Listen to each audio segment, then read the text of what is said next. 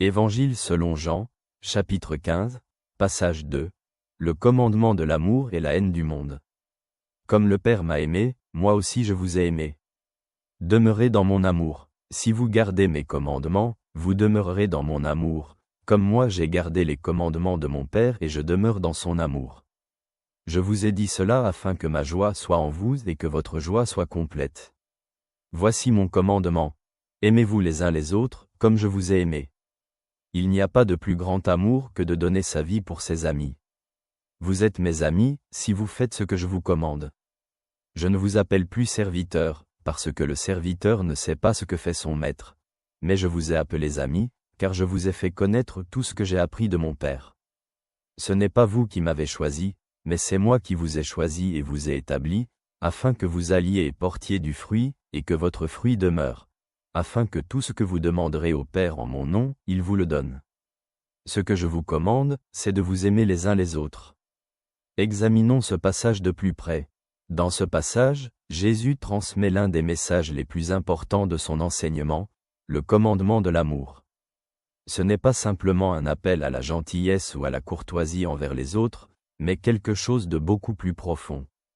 L'amour dont parle Jésus doit être si grand que nous sommes prêts à donner notre vie pour les autres, tout comme lui a donné sa vie pour nous.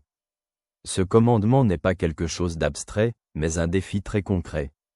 Jésus dit que si nous demeurons dans son amour, notre joie sera complète.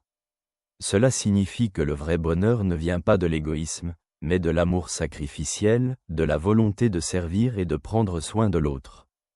C'est un amour qui dépasse les frontières, qui ne se base pas seulement sur la sympathie ou les émotions, mais sur une décision consciente et la volonté d'agir. Jésus n'appelle pas ses disciples des serviteurs, mais des amis. Ce sont des mots extraordinairement beaux et émouvants. Dieu veut être notre ami, partager son amour avec nous et nous guider sur le chemin de la vérité. C'est une invitation à une relation qui ne repose pas sur la peur, mais sur la confiance mutuelle et la proximité. Cependant, Jésus n'occulte pas le fait que le monde n'accueillera pas toujours cet amour.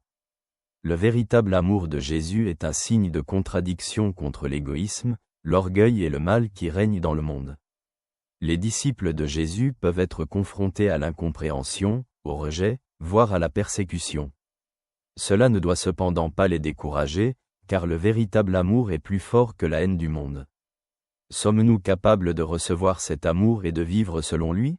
Nos cœurs sont-ils ouverts à aimer, même si cela exige des sacrifices ? Jésus nous rappelle que nous avons été choisis pour porter le fruit de l'amour dans le monde. C'est cet amour qui est le plus grand témoignage de sa présence dans nos vies.